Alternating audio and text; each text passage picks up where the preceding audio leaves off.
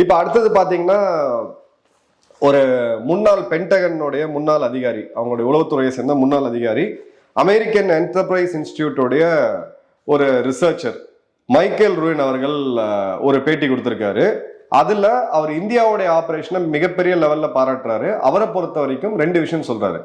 ஒன்னு, இது ராணுவ ரீதியான வெற்றி, இன்னொன்னு ராஜாங்க ரீதியான வெற்றி, diplomatic win and military win அப்படின்றாரு. நல்லா கவனிங்க, அவர் இன்ஃபர்மேஷன் வின்னு சொல்லவே இல்லை. அந்த இடத்துல நம்ம லூஸ் பண்ணிருக்கிறோம்.